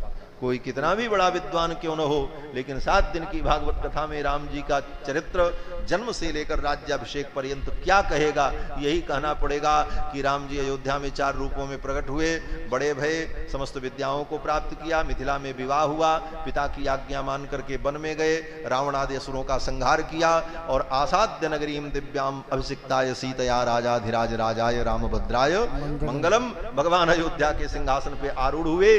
11,000 वर्ष तक उन्होंने राज्य किया। और 11,000 वर्ष राज्य में राम जी ने किया क्या? बोले चातुर्वर्ण्यम च लोकेस्मिन् स्वे स्वे धर्मे निवोक्षति। महर्षि वाल्मीकि कहते हैं 11,000 वर्ष तक अयोध्या के सिंहासन पर आरूढ़ होकर भगवान श्री राम ने चातुर्वर्ण व्यवस्था, वर्णाश्रम की मर्यादा की ही स्थापना की है। यही राम जी के राज्य का मुख्य प्रयोजन था। चातुर्वर्ण्यम च लोकेस्मिन् स्वे स्वे धर्मे निवोक्षति, यही महर्षि वाल्मीकि ने लिखा, यही रामचरित्र है। तो इतना ही कोई भी सुनाएगा तो संक्षेप में इतना भी मैंने भी इतना ही बता दिया। अब आगे भगवान श्री कृष्ण के चरित्र की ओर चलते हैं। राजा परीक्षित ने भगवान से सुखदेव जी से कहा, हे गुरुदेव, आप भगवान श्री कृष्ण का पावन चरित्र सुनावें। सुखदेव जी महाराज ने राजा परीक्षित को भगवान का चरित्र संक्षेप में सुना दिया। पृथ्वी के भार को देख करके भगवान असुरों का संहार करने के लिए, पृथ्वी के भार का हरण करने के लिए देवकी नंदन बनकर के अवतरित होते हैं। रातों रात भगवान गोकुल चले गए, 10 वर्ष तक वृंदावन में रहे, फिर मथुरा में आकर के कंस का वध किया और समुद्र में द्वारिकापुरी बसाई। महाभारत के युद्ध के माध्यम से भगवान ने पृथ्वी के भार को उतारा और 125 वर्ष तक इस धरामंडल में रहकर अपनी लीला का संवरण करके निज धाम चले गए। बस कृष्ण कथा हो गई ना। सुखदेव जी ने इतना ही सुनाया पहले राजा परीक्षित। राजा परीक्षित ने कहा, महाराज, कथितो वंश विस्तारो भवता सोम सूर्ययोः।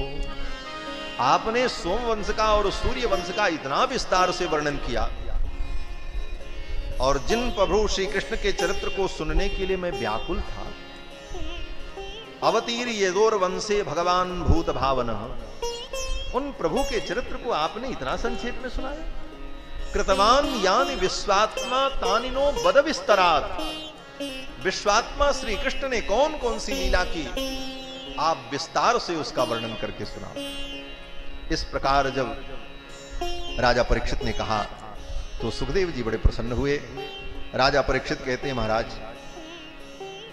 आपके मुख से भगवान की कथा सुन करके मुझे इतना हर्ष हो रहा है कि नैषाति दुस्सहा छुन्माम त्यक्तोदमपि बाधते पिबंतम तन्मुखाम्भोजच्युतम हरिकथामृतम।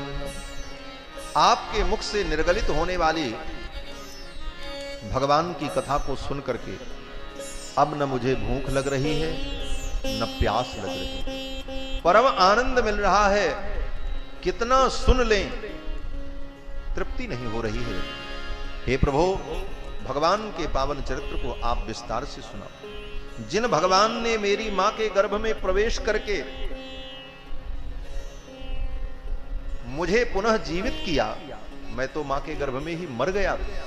मैंने सुना है, जुगोप कुक्षिम गत आत्मचक्रो मातुश्चमेय शरणम गतायाह। यहां राजा परीक्षित कहते हैं कि भगवान की मेरे ऊपर कितनी कृपा है। मैंने अपनी रक्षा के लिए भगवान की शरणागति नहीं की थी, मेरी मां ने शरणागति की, लेकिन रक्षा मेरी भगवान ने की, प्राण मेरे बचाए। ये भगवान की कृपालुता है। राजा परीक्षित कहते हैं कि जुगोप कुक्षिम गत आत्मचक्रो मातुश्चमेय शरणम गतायाह। मेरी मां की शरणागति पर प्रसन्न होकर के भगवान ने मेरे प्राणों की रक्षा की। ऐसे प्रभु भगवान श्री कृष्ण, जिनकी कृपा से मेरे पितामह पांडव ने महाभारत जैसे युद्ध को जीत लिया। महाभारत युद्ध को जीतना साधारण था, जिसमें इतने बड़े बड़े वीर भीष्म पितामह, द्रोणाचार्य, कृपाचार्य, अश्वत्थामा, पांडवों में इतना दम था कि वो जीत पाते। वो तो भगवान की कृपा थी। परीक्षित कहते हैं कि वो महाभारत युद्ध क्या था। बोले, महाराज, महाभारत युद्ध तो एक समुद्र था, जिस समुद्र में पितामहा में समरे मरंजयी देवव्रताद्यादि रथस्तिमिंगलैः। जिस समुद्र में भीष्म पितामह, द्रोणाचार्य और कृपाचार्य जैसे जड़े बड़े बड़े महामत्स्य थे। समुद्र में बड़ी बड़ी मछलियां होती और बड़ी बड़ी मछलियां छोटी मछलियों को गटक जाती हैं। महाराज, सबसे बड़ी मछली जो आज होती है, जिसको व्हेल कहते हैं, व्हेल मछली को, उतनी बड़ी व्हेल मछली को जो मछली एक बार में निगल जाए उसको कहते हैं तिमी। उस मछली का नाम तिमी। और तिमी मछली को जो एक बार में गट्ट से निगल जाए उसको कहते हैं तिमिंगिल। और तिमिंगिल मत्स्य को एक बार में जो गटक जाए उसका नाम तिमिंगिल गिल। और तिमिंगिल गिल नाम के मत्स्य को भी एक बार में जो निगल जाए उसका नाम राघव मत्स्य होता है। वो सबसे बड़ा मत्स्य। राघव मत्स्य की कथा पुराणों में है। वो राघव मत्स्य एक बड़ा विशाल मत्स्य था जिसकी दोस्ती रावण से। वो रावण के लंका के किनारे ही समुद्र में इर्द गिर्द घूमता रहता था। ये सब कथाएं हैं। तो महाराज परीक्षित कहते हैं कि महाभारत युद्ध में तिमिंगल मत्स्य के समान ये बड़े बड़े वीर थे जो सबको निगल जाएं। और ऐसे दुरत्ययम कौरव सैन्य सागरम कृतत्वातरन वत्स पदम स्म यत्पलवाह। मेरे पितामह महाराज युधिष्ठिर ऐसे महाभारत के सागर को पार कर गए जिन भगवान कृष्ण की कृपा से, जिनकी कृपा से वो सागर छोटा हो गया, उस सागर को पार करने में समर्थ हो गए। उन भगवान का चरित्र आप सुनाओ। राजा परीक्षित की इन वचनों को सुनकर सुखदेव जी बड़े प्रसन्न हुए और सुखदेव जी ने राजा परीक्षित को साधुवाद दिया। एवं निशम्य भृगुनंदन साधुवादम वैयासिकस्य भगवानथ विष्णुरातम प्रत्यर्च कृष्ण चरितम कलिकलम सघ्नम व्याहर्तुमारभत भागवत प्रधान। अब सुखदेव जी महाराज कहते हैं, हे राजन, जब द्वापर युग समाप्त प्राय था, कलयुग प्रारंभ होने वाला था, उस समय बड़े बड़े असुर क्षत्रियों के कुल में उत्पन्न हो गए। दुर्योधन, शिशुपाल, दंतवक्र, विदूरथ, शकुनी, ये सब पूर्व जन्म के असुर ही थे। क्षत्रियों के कुल में उत्पन्न होकर के जहां तहां परंपरा से इन्होंने राज्य सत्ता को प्राप्त कर लिया और प्रजा का शोषण करने लगे। इनके पाप से पृथ्वी व्याकुल हो गई, प्रजा दुखी हो गई और पृथ्वी ने गऊ का रूप धारण करके जाकर के ब्रह्मा से प्रार्थना की। ब्रह्मा जी ने समुद्र के तट पर जाकर के भगवान से प्रार्थना की। भगवान ने ब्रह्मा के हृदय में प्रेरणा दी और कहा, जाओ, मैं पृथ्वी पर मथुरा मंडल में यदुवंश में अवतार लेकर के पृथ्वी के भार का हरण करूंगा। ब्रह्मा जी ने देवताओं से बता दिया। स्वर्ग के देवता भी गोप ग्वाल बाल और यदुवंशियों के रूप में यत्र तत्र भगवान की सेवा के लिए प्रकट हो गए और भगवान मथुरा में वसुदेव की पत्नी देवकी के गर्भ से प्रकट होते हैं। सुखदेव जी कहते हैं, मथुरा मंडल में श्री वसुदेव जी महाराज रहते जो यदुवंश के क्षत्रिय। मथुरा का राजा कंस ने अपने पिता महाराज उग्रसेन को जेल में डालकर स्वयं सत्ता प्राप्त कर ली। कंस बड़ा दुष्ट। कंस की कई बहनों का विवाह वसुदेव जी के साथ हुआ था। सबसे छोटी बहन जो देवकी थी उसका भी विवाह कंस ने वसुदेव जी के साथ कर दिया। आदर पूर्वक देवकी को विदा करने के लिए कंस जा रहा था। रथ पर देवकी वसुदेव को बैठा करके कंस वसुदेव जी को उनके घर छोड़ने जा रहा था। उसी समय आकाशवाणी हुई। आकाशवाणी में देवताओं ने कहा कि अरे मूर्ख, जिसे तू लेकर के जा रहा है इसकी 8वीं संतान तेरी शत्रु होगी। अस्यास्त्वामष्टमो गर्भो हंतायाम बहसे बुध। हे अबुध, हे मूर्ख, इसकी 8वीं संतान तेरी शत्रु होगी। इतना सुनते ही कंस ने रथ रोक दिया, तलवार निकाली, देवकी को मारने चला। वसुदेव जी ने हाथ पकड़ लिया और वसुदेव जी ने कहा, इसे छोड़ दो, क्यों मार रहे हो? आज ही इसका विवाह हुआ है। स कथम भगनीम हन्यात स्त्रियम उद्वाह पर्वणि। आज विवाह का दिन इसका, ये पाप मत करो। कंस ने कहा, जानते नहीं हो इसकी 8वीं संतान मेरी शत्रु होगी। वसुदेव जी ने कहा, संतान शत्रु होगी ये तो शत्रु नहीं है। मैं वचन देता हूं इसकी संतान को मैं तुम्हें ला करके दे दूंगा, इसे छोड़ दो। वसुदेव जी की बात पर कंस ने विश्वास किया और देवकी वसुदेव को छोड़ दिया। देवकी वसुदेव आए हैं, पहली संतान पैदा हुई। वसुदेव जी ने ले जाकर के अपनी संतान को कंस को दिया। कंस ने लौटा दिया, बोले ले जाओ, ये मेरा भांजा है, बड़ा होकर के मुझे मामा कहेगा। मेरा शत्रु तो 8वां है। वसुदेव जी अपनी पहली संतान को लेकर के आ गए, लेकिन तब तक नारद जी पहुंच गए। नारद जी ने जाकर के कंस से कहा, तुम पागल हो? बोले क्या हुआ महाराज? बोले फोकट में मारे जाओगे। बोले क्या हुआ? बोले देवता बड़े चतुर हैं, किधर से 8 गिनेंगे तुमको पता नहीं चलेगा और तुम मारे जाओगे। बोले कैसे? बोले कोई भी 8 गिनेगा तो 1 2 3 4 5 6 7 8। बोले हाँ बात तो ठीक है, 1 2 3 4 5 6 7 8, लेकिन किधर से गिनेगा ये नहीं तय है। बोले ऐसा कैसे हो सकता है? बोले इधर से भी गिना जा सकता है, इधर से भी गिना जा सकता है। आरोह क्रम भी होता है और अवरोह क्रम भी होता है। नारद जी ने अपने झोली से एक अष्टदल कमल निकाला और नारद जी ने कहा बताओ इसमें 8वीं पंखुड़ी कौन है? कंस ने कहा जहां से गिनो वो पहली, जहां समाप्त हो जाए वो 8वीं। बोले बस यही होगा, देवता कहां से गिनेंगे तुम पता नहीं पाओगे और मारे जाओगे। बोले तो महाराज क्या करें, देवकी की सभी संतानों को मार डालें? तो नारद जी ने कहा नारायण नारायण, साधु के मुंह से यही कहलवाना चाहते हो?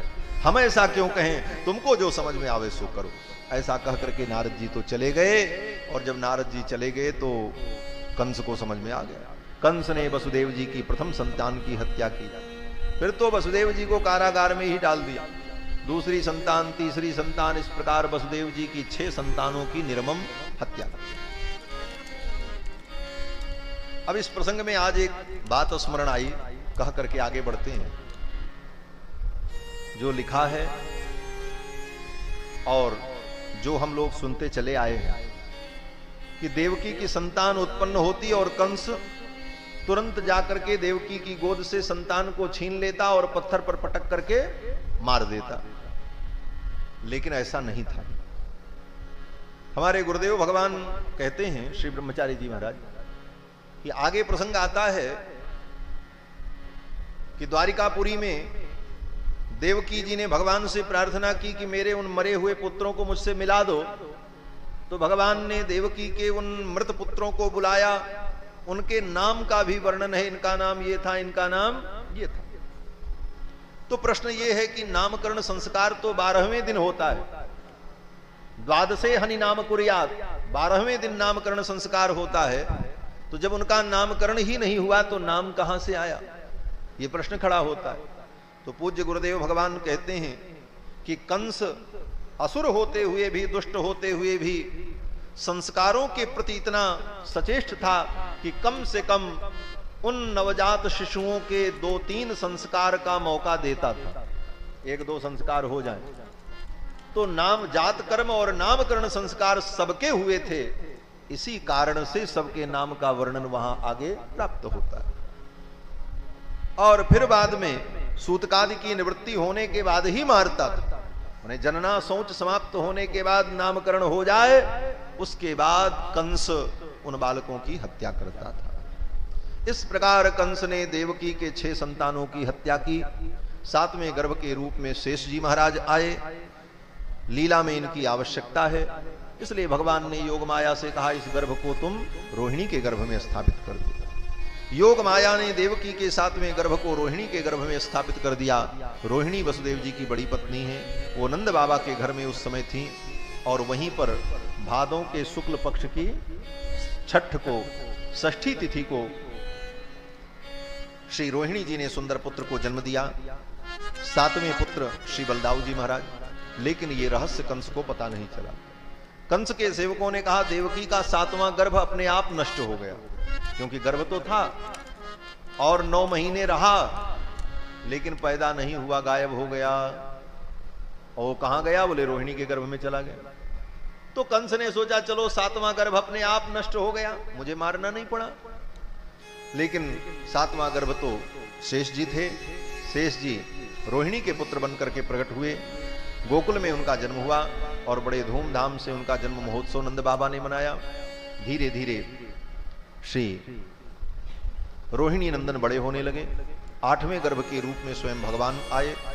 देवकी का तेज अद्भुत हो गया और कंस ने सिपाही सैनिकों की संख्या बढ़ा दी, चप्पे चप्पे पर आदमी लगा दिए, हर क्षण सावधान होकर के सारी सूचनाएं प्राप्त करने लगा। धीरे धीरे समय बीता। भगवान के प्रकट होने का जब समय आया तो अद्भुत वातावरण हो गया।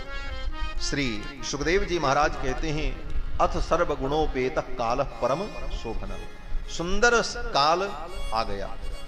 कैसा सुंदर काल? बोले दिशा प्रसेदुर गगनम, 10 दिशाएं प्रसन्न हो गई, गगन निर्मल हो गया, मही मंगल भूयिष्ठ, पृथ्वी मंगलमयी हो गई, नद्य प्रसन्न सलिला, नदियों में सुंदर निर्मल जल आ गया, सरोवर में कमल खिल गए और उस कमल के ऊपर भौरे गुंजार करने लगे। द्विजाल कुल सन्नादस्तबका बनराजयः। और भादों के कृष्ण पक्ष की अष्टमी तिथि को अर्धरात्रि में रोहिणी नक्षत्र में भगवान प्रकट होते। आज वो पवित्र बेला है, भाद्र कृष्ण पद, भाद्र कृष्ण पक्ष अष्टमी तिथि, और आज जन्माष्टमी का वो पवित्र महोत्सव है। और इस कथा में भी हम लोग जन्माष्टमी की लीला का अनुभव करते हैं। बंधुओं, अर्धरात्रि में ठीक 12 बजे देवकी वसुदेव के सामने कारागार में ही एक प्रकाश पुंज प्रकट हुआ। नीले रंग की ज्योति प्रकट हुई और वो ऐसी अद्भुत ज्योति कि पूरा कारागार प्रकाशमय हो गया। देवकी और वसुदेव की आंखें चौंधिया गईं। देवकी वसुदेव समझ नहीं पाए ये क्या हुआ, और जब सावधान होकर के उन्होंने देखा तो क्या देखते हैं कि उस नीले रंग की प्रणवाकार ज्योति के मध्य में शंख चक्र गदा पद्म धारण किए हुए पीतांबर बनमाला विभूषित भगवान प्रकट हो गए। बोलो श्री वैकुंठनाथ भगवान की जय। कारागार में देवकी वसुदेव के सामने भगवान प्रकट।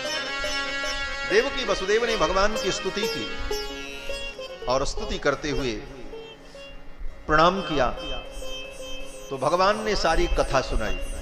भगवान ने कहा, आपने मुझे पुत्र रूप में प्राप्त करने के लिए तप किया था, इसीलिए मैं पुत्र बनकर के आया हूं, लेकिन आप मेरी रक्षा करने में समर्थ नहीं, इसलिए आप मुझे गोकुल पहुंचा दो नंद बाबा को। तो मां देवकी ने और वसुदेव जी ने कहा कि हे प्रभु, उपसंहर विश्वात्मन अदो रूपमलौकिकम, अपने इस अलौकिक रूप का आप उपसंहार करें और आप बालक बन जाएं। मां की प्रार्थना पर भगवान बालक बन गए। बभूव प्राकृतः शिशु, प्राकृत शिशु के रूप में भगवान हो गए। मां देवकी ने भगवान को दूध पिलाया, कपड़े में लपेट दिया, लपेट करके टोकरी में रखा और वसुदेव जी को दिया। वसुदेव जी ने जो ही भगवान को हाथ में लिया, हथकड़ी बेड़ी खुल गई, कारागार के कपाट खुल गए, सभी सिपाही सैनिक सो रहे थे। वसुदेव जी महाराज भगवान को लेकर के चल पड़े, जमुना पार करके गोकुल पहुंचे और अपने मित्र नंद बाबा के घर में जाकर यशोदा के पलंग पर ठाकुर को लिटा दिया और वहां पर भगवान की योगमाया कन्या के रूप में प्रकट थी। योगमाया को लेकर के चले आए।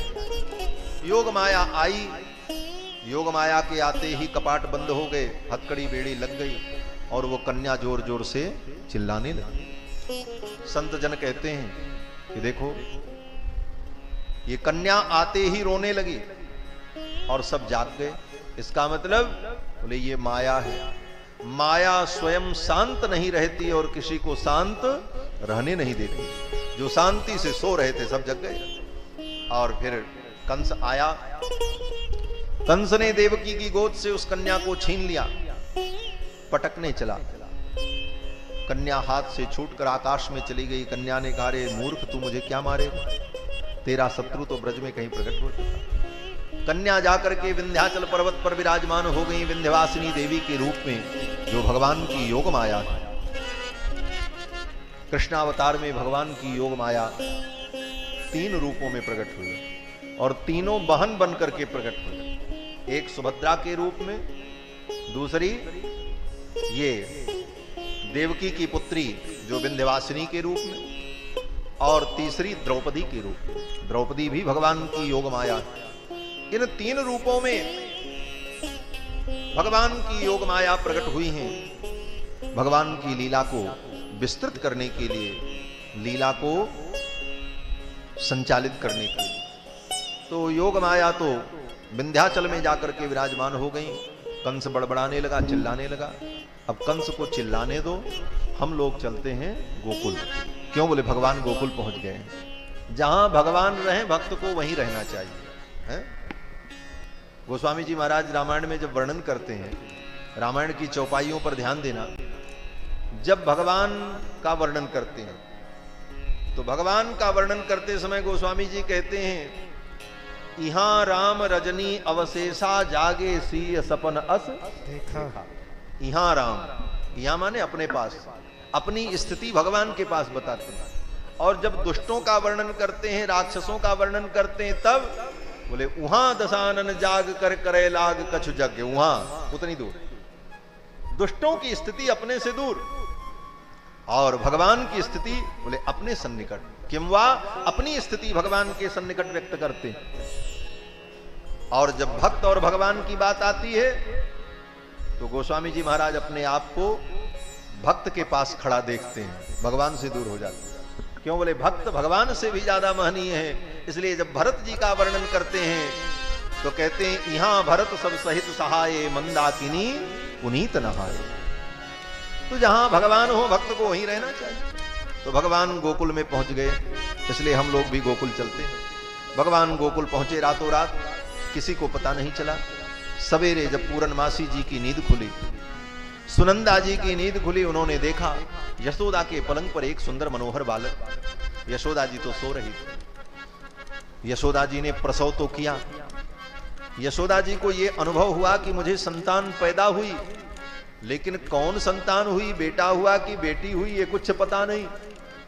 क्योंकि पीड़ा के कारण, माया के कारण, जो भी समझो, वो अचेत थी। इतना अनुभव जरूर था कि मैंने संतान को जन्म दिया।